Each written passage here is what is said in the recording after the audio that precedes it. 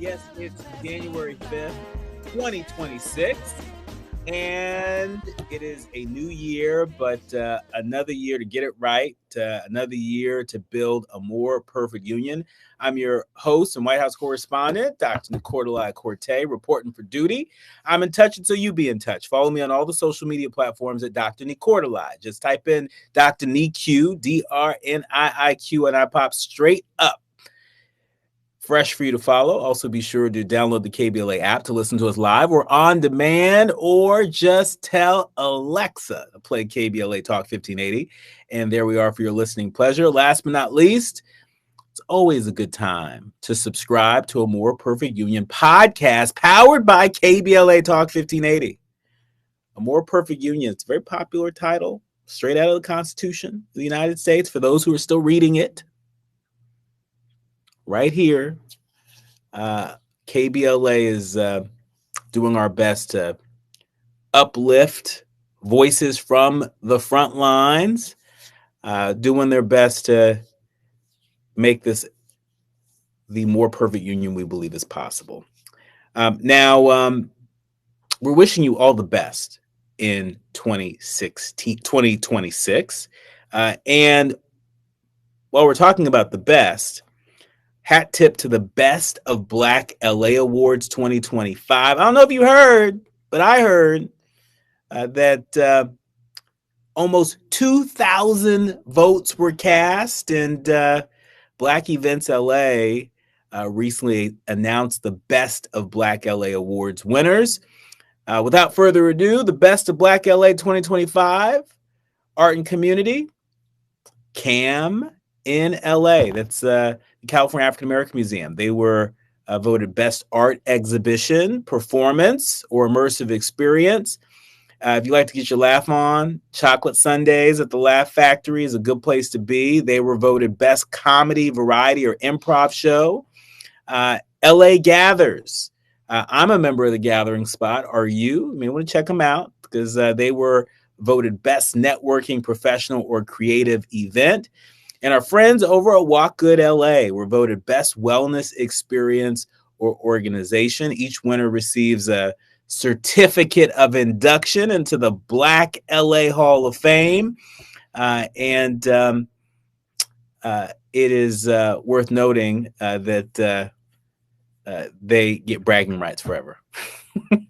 So congratulations to all of those fabulous organizations bringing us the best of Black LA. Now, it's time for your national news roundup. It's time for you to decide the good, bad, and ugly headlines of the day. Let me tell you, I was soaking up every last second of vacation, at least trying to, but my inbox was jumping. My news alerts were going off, in part because the United States decided to pop off in Venezuela over the weekend. Can you believe that in light of all the headlines and all the swirl around that, there are still some folks that are unsure how they feel about it? USA Today is reporting that 1 in 3 Americans support Trump's military action against Maduro. That's 1 in 3 Americans. They approve of the U.S. military strike to remove President Maduro of Venezuela, who is facing federal drug trafficking charges.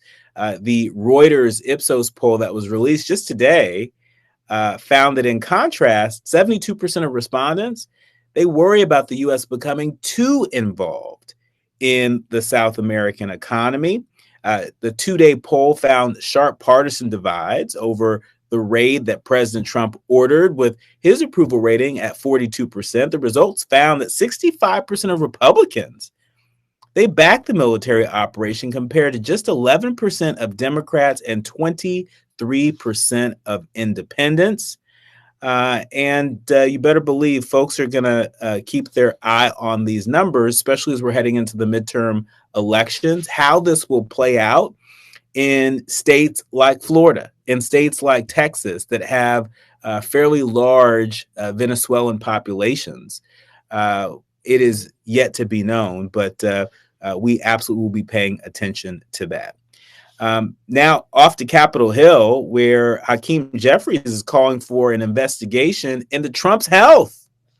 Yeah, Newsweek is reporting that Trump, who is 79 years old and the oldest person to become president when he returned to office in January, while he maintains that he's in perfect health, questions have emerged about his age. A new report from the Wall Street Journal highlighted several of his alleged signs of age, including delicate skin and difficulty hearing.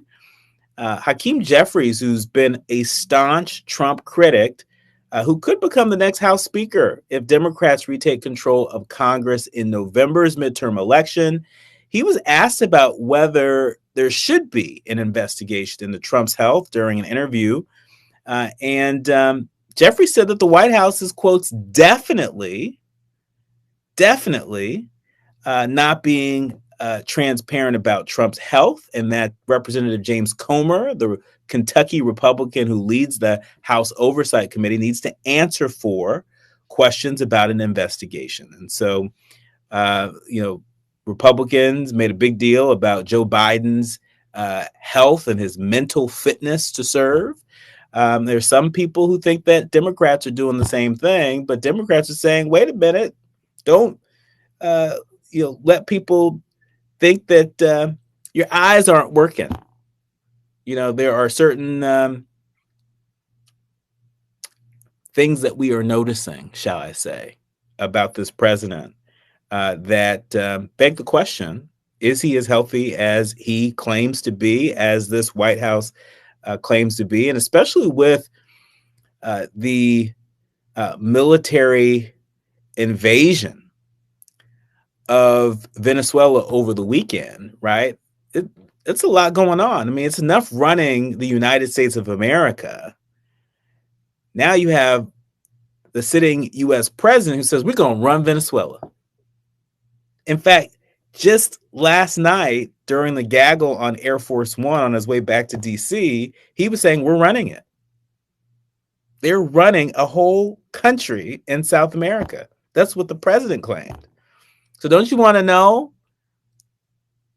if the person who is now claiming to run another country that is not our own, don't you want to know what his health is looking like from the neck up and neck down? Well, that's what Democratic leader Hakeem Jeffries is calling for. Speaking of health, ABC News reporting flu-like illness activity now at the highest rate on record, according to a new CDC data. The flu activity is continuing to climb across the U.S. as hospitalization rises. This is according to newly released data from the Centers for Disease Control and Prevention. The percent of outpatient visits for respiratory illnesses are now at the highest rate on record. About 8% of visits to a healthcare provider were labeled as flu-like illnesses, surpassing any level since 1997. Flu-like illnesses account for patients that have a fever as well as a cough and a sore throat. And so be safe out there. And let me just add, because like so many of you, I was traveling over the holiday break. If you're not feeling well, cover your face. Put a face mask on when you're on the plane or on the train or on the bus, when you're surrounded by other people. We don't want to get sick. We don't want to get sick, right? That's the least you can do. And we know you know how to do it because during the darkest days of the COVID pandemic, we all had to do it. And so you know better. People sitting on planes, hacking and stuff. Come on. And if you haven't already, it's never too late to go out and get your flu shot. You want to make sure that you and your loved ones are protected because getting this flu ain't nothing to play with. Speaking of playing around on the internet, The Guardian is reporting that the mother of one of Elon Musk's sons is horrified at the use of, is it called Grok? Is it called Grok? Brother Andy has confirmed it is called Grok. The use of Grok to create fake sexualized images of her. The mother of one of Elon Musk's son has said that she felt horrified and violated after fans of the billionaire used his AI tool, Grok, to create fake sexualized images of her by manipulating real pictures. The writer and political strategist Ashley St. Clair, who became estranged from Musk after the birth of their child in 2024, told sources that supporters of Musk were using the tool to create a form of revenge porn and had even undressed a picture of her as a child. Grok has come under fire from lawmakers and regulators worldwide after it emerged and it had been used to virtually undress images of women and children and show them in compromising sexualized positions. The widespread sexual abuse, it consists of ex-users asking Grok to manipulate pictures of fully clothed women, to put them in bikinis on their knees and cover them in what looks like semen. What is happening? What is this about? How is this allowed to even happen? There are reports that the abuse started over the weekend. And she said that since it began, she's been reporting it to X and Grok to no avail, saying, quotes, the response time is getting longer as well. And when this first started, Grok was removing some of them. The manipulated images of her as a 14-year-old had been up for 12 hours by Monday afternoon. It and several other images highlighted by St. Clair were finally removed after the folks over at The Guardian sought comment from X. It's nasty work. It's nasty work. When we come forward, we are switching gears. If you are a World Wrestling fan like Brother Andy is, you don't want to miss my conversation with Al Snow. He is the grandfather of 3 kids with autism, and he's a part of a new movie that you want to hear all about. We're going to tell you all about it when we come forward. You're listening to and streaming A More Perfect Union on KBLA Talk 1580. You are listening to and streaming A More Perfect Union on KBLA Talk 1580. I'm Dr. Nii-Quartelai, and really delighted to be in conversation with Al Snow, as in the world wrestling professional. Yep, he's best known for his tenures in Extreme Championship Wrestling and the World Wrestling Federation. Mr. Snow has also done a lot of promotion for the Wrestling Federation, but he's turning his sights now to the big screen. He is a part of a film that is donating 100% of their proceeds from Learning You to support families with autism and special needs. The movie is in theaters on January 16th, 2026. And here to talk about it, Al Snow. Welcome to the show.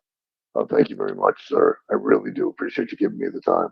Absolutely. Well, thank you for being here. Well, first things first, what inspired you at this point in your career to be a part of a movie like this? I mean, a lot of people, I'm sure, are going to be surprised to see World Wrestling Pro Al Snow involved with a film like this.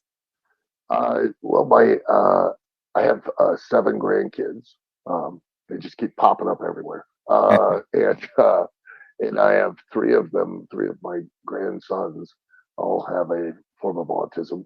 And so for me, this film kind of, hit home. I thought it was an opportunity to give a chance for other people to relate and see, even myself, because of my grandsons, I don't directly on a day-to-day basis interact with them. But my daughter does, and so to get a chance to take a peek inside that world, and I know these days there are so many more people that are starting to deal with these kinds of challenges that I thought this would definitely be a film that could relate and could tell that story and could, help others gain insight into that world as well. I mean, wow. I mean, I didn't know that 3 of your 7 grandchildren are on the spectrum with autism. Talk to us about what a difference research has made, what a difference, you know, famous folks, influencers like yourself going public about your own Mm-hmm. personal stories in connection to the issue. Talk about what difference that's made over the years. Because I remember when my cousin Einstein was born in the late Mm-hmm. 80s with Yeah, autism. And I remember the thinking that people had about folks who were autistic and the worries that parents and family members had about their future. So much yeah, of that has changed over the decades, no?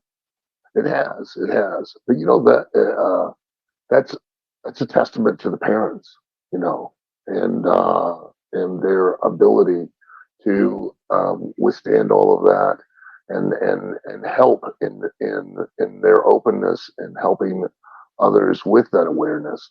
Um, and I think all of that credit goes to the parents and their ability to do that.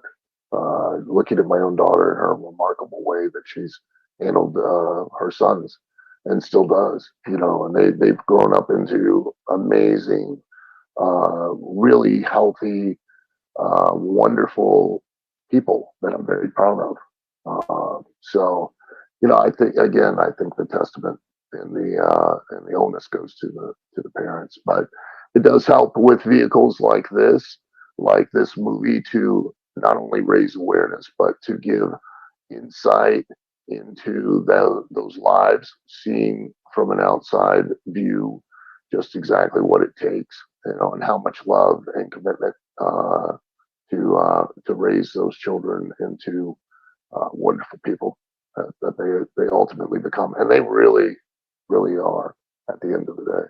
So I'm really proud to be a part of this movie, and the fact that 100% of the proceeds, which is unheard of, 100% of the proceeds are going back to help those, you know, families that are dealing with these challenges, is just incredible, I unheard of. mean, it is quite incredible. I have never heard of 100% of proceeds Yeah, going to a cause like this. But learning you, and that's the name of the movie for folks out there. Learning you, it tells the moving story of a father learning yes, to really see his son, to see himself for the first time. And of course, this story is inspired by parents raising kids with special needs. I want to zero in on the father's perspective. You are a grandfather of folks yeah. living with autism, but talk to us about why it was so important to feature, the dad son relationship in this film. We so often see mama bears that are fighting to do everything for their kids, particularly kids with special needs. But here we see Papa Bear Yeah, fighting to see his son in his fullness. I think it's just giving an opportunity to see a parent, whether it's a mother or a father, loving unconditionally their child, and you know, wanting to give their child the best life they possibly can. That really is what this story is about. Is about this father who deals, because everyone, of course, deals with their own personal and professional challenges every single day, and then added on to that is, you know, the challenge of trying to be there for his son in every way. Uh, Even sometimes where he's got to fight some of the legal situations that arise just so he can be the best parent that he possibly can for his son. And, you know, he knows this is a story of a journey. It's kind of a little bit of a road trip in that his son wants, for once in his life, to go to the beach and see the ocean for Christmas. And so he decides that that's exactly what he's going to do. That no matter what the consequences are, that, you know, he knows that his son deserves, and he wants to give him this opportunity to have this experience, to have this moment, and to get to really live his life. And so takes him on this road trip, and you see the challenges that they encounter along the way to get there. And it's a really great story. It's very relatable, and It can be at times a little intense emotionally, um, and that's where my character as the bear. Um, I know that may come as a surprise to a lot of people with my voice that I play a bear, but I do. Um, that I'm like the Jiminy Cricket, the figment of the imagination of the father, kind of his conscience, where I kind of add a little bit of levity along with some direction and lesson to the father, but to break up some of the more intense moments, which are very realistic and I'm sure will be very relatable for a lot of people within the audience. Now, for a lot of our leaders, learners, and listeners, they know you as a pro wrestler. You started wrestling back in 1982. You achieved Yeah, mainstream fame in the World Wrestling Federation as Al Snow with your mannequin head and as Leaf Cassidy. Talk yeah. to us about some of the lessons from the ring that Mm. you brought to telling this story. Um, what sort of lessons from the ring are you bringing to this sort of season in your life and career? For the movie, it's just trying to be as believable as possible in my portrayal of, as silly as this may sound, as the bear, as the figment. And I'm not really the bear as much as I am his own inner voice, his own inner monologue, his own conscience. And I want to be as believable. And that was for me the challenge was to be able to emote um, in a connective way, being covered head to toe in a bear outfit, which wasn't, and not make it seem cartoony or unrealistic. And at the same time, kind of add some levity into the film without it being taken away and making it seem like I'm making jest at something that was being serious. Uh, so that experience in wrestling has really taught me how to do that, so to speak, because professional wrestling is really the art form of physical storytelling within the context of a competitive situation. So I have learned to communicate a lot through my body language and physical activity, and to be 100% believable because I'm in direct contact with a live audience. And if they cannot believe in who I am, then they can't believe in anything I do or say. And because what we do physically in the ring, an audience isn't going to relate to. It's not like baseball or football or basketball where I'm sure, and all your listeners have probably played football in the backyard or baseball on the street or basketball in their driveway. Yeah, you've probably never been thrown into some ropes and rebounded off and then drop kicked or, pile driven or hit in the head with a steel chair. But you Can't can't say that I relate. have. Well, you've never really lived until you've experienced those things. But and it depends on the family reunion too. That all varies. But you can relate to who a person is. And the more you can believe in who that person is or who that character is, the more then the other aspects can be communicated. So for me, really trying to really get people to believe or in the fact that I'm this parent's conscience and direction, then you know, that's what was my hope, was that at no point in time did I do anything that took someone out of the film and took them to where they did enjoy the story. Al, I So want to go back to something you said about wrestling really being the art, of uh, you know being physical, physical, physical uh, storytelling. Yeah, physical storytelling. yeah, I want to go back to that. sure. How have you shared that art with your grandchildren living with autism, Uh-huh. recognizing that as the film says, Yeah, for a lot of folks who are on the spectrum, sometimes it feels like their nervous system is on fire, right? And right. so Yeah, whether you're watching wrestling or you're showing them moves, yeah, that may have its challenges. No. right. It can.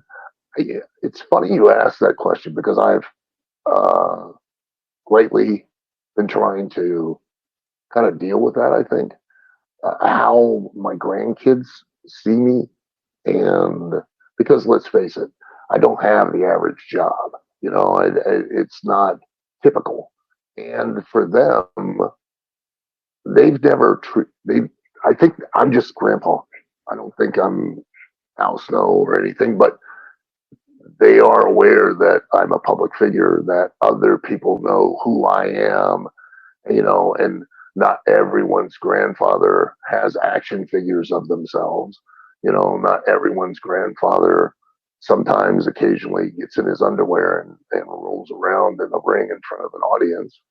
But it's never really came up, you know, not for any of them. You know, we just recently had Christmas with my mother and, you know, my nephews and my brothers, and it was never part of the conversation. Never has been. And it's in it, and it makes me wonder sometimes because I know it's a weird job, you know, and they've got to it has to, you know, they have to have people come up to them, like my own kids have had told me about. Oh, I'm so and so came up and at work and mentioned to me that they, you know, they realized I was your son and, you know, started talking about you. But those are the only times it's ever really come up. It's never really been that much of a factor in our lives. And so I would be, I've never asked of them or any of them, but I would be curious sometimes what their impression is and how they think of it, because I'm sure they're probably some of their friends and stuff have approached and they're like, you know, your grandfather is weird and does all these crazy things and walks around with a mannequin head and you know. So it'd be cool to kind of get an idea of what they think. It's never even crossed my mind until as I've started getting older and going, yeah, what are they going to think, you know, about me? So, I and mean, then I they're mean, older now, I so mean, you know, grandpa walking around in his underwear with a mannequin head. Can't say I've yeah, heard anybody have that experience before. yeah. I can't say that. You know, here's my grandfather. Is an action figure. You know, But yeah, different. it's different. It's different, and this Mm-hmm. movie is also different. But it's Yeah. needed. I think it's a part of what is really helping to shift the culture and normalize folks that are living on the spectrum, living with autism. Learning you is uh, on a mission to go beyond the screen. Our leaders, learners, and listeners should know again that the filmmakers are donating 100% of their proceeds to ACT. It's awareness, connection, and touch. Yes. Talk to us about why this nonprofit is so important to you. Well, you know, for the producers, and they really see this as an opportunity to, you know, reach out and to connect and to do more than just raise awareness, but use this as a vehicle to provide assistance for those people that are dealing with these challenges. And I think that's amazing. You know, everybody always says, "Put your money where your mouth is," and they genuinely are doing exactly that. They're putting their money where their mouth is. They are producing this project, they're producing this film, obviously to raise insight and to raise awareness and and to give at the end of the day tell a great story and give people a moment to escape the realities of their own world and live vicariously on the screen. That's what every movie producer or director or an actor want to do, but they as a group are going well beyond that and are actually taking the steps to use this project to directly affect the very people that this movie is about in a positive way. And I think that's commendable. It's amazing. It's should be applauded, and I'm very happy and proud to be a part of the project that's doing so. And you know what else should be applauded beyond the folks like you and John Wells who have a connection to folks living with autism, individuals on the spectrum, and parents of special needs kids. They were included both on screen and behind the Yes, camera. The yeah, creative team really sees this film as a ministry for encouragement, reminding audiences that healing, hope, and love are possible. We certainly feel that intention with your connection to this project, Al. Again, January 16th, folks can go to check out the film. Nationwide. There you can go nationwide. It's even in Mexico. I think it's in like 400 theaters in Mexico, if I remember correctly. Now, don't quote me on that, but I'm pretty confident that's what they were telling me. But it's nationwide, which if you have any experience in the film industry, making a movie is not the challenge. It's getting it distributed and allowing an audience to see it, and for them to be able to get nationwide distribution in theaters is amazing. Just That's it's incredible. It really, and it should be out there, and it should be in a place where audiences can go and enjoy this together as a family. So Well, we can't wait to get out to the theaters to see it. Again, 100% of proceeds from Learning You is intended to support families with autism and special needs. It's in theaters January 16th. Our thanks to World Wrestling superstar Al Snow for stopping by More Perfect Union right here on KBLA Talk 1580. You are listening to and streaming a More Perfect Union on KBLA Talk 1580. I'm Dr. Nii-Quartelai Corte, and it's time for the quiet part out loud. Listen, it is not lost on me. It's not lost on any of us here at KBLA. The privilege it is to operate on the airwaves every day. Many of you may listen to us on podcast. You may listen to us through clips that you might see on social media. But there are a lot of folks, particularly in Los Angeles, in greater Los Angeles, that listen to us on the good old fashioned radio.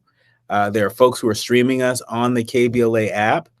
And so this headline hits different. When I saw just before we went on air today that The Guardian was reporting that the Corporation for Public Broadcasting formally dissolves after federal funding cuts, it was hard to read. It was hard to read that the nonprofit charged by Congress with allocating funds to NPR, PBS, and other U.S. public radio and television stations, they announced that they're dissolving after massive federal funding cuts under Donald Trump.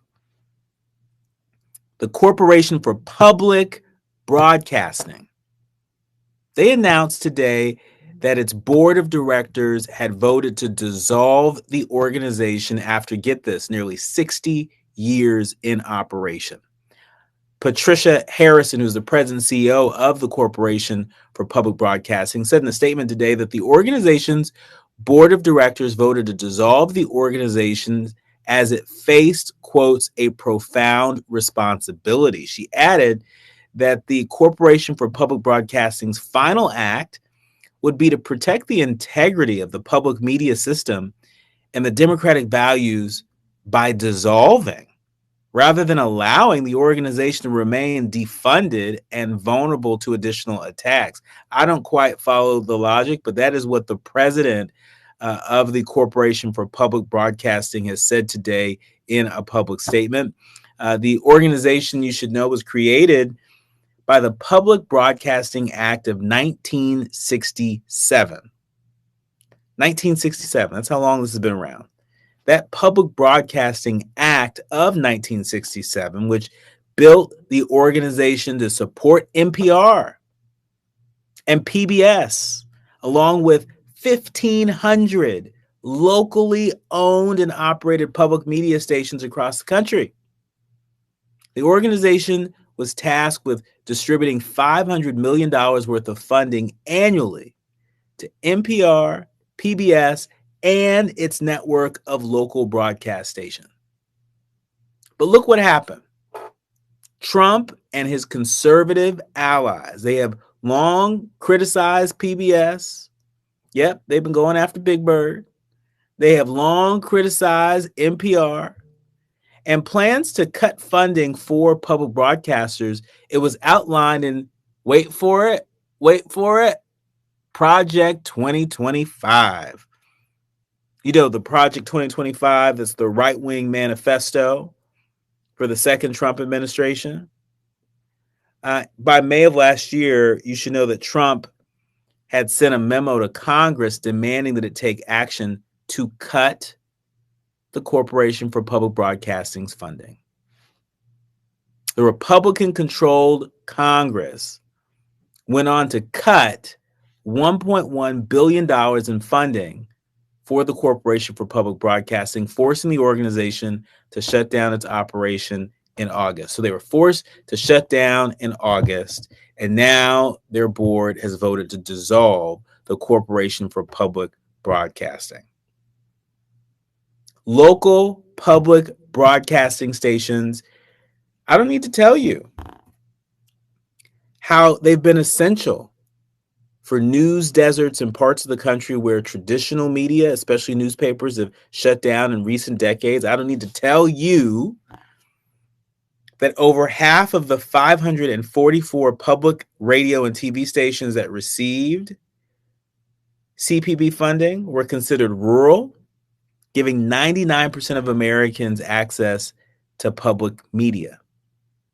The cuts to federal funding have inspired donors from across the country to go on a rage giving spree, sending $70 million in donations to public broadcasters over the last year. But it's unclear how long the broadcasters can survive on donations alone. One analysis estimates that 15% of local stations are at risk of closing in 3 years because of these cuts.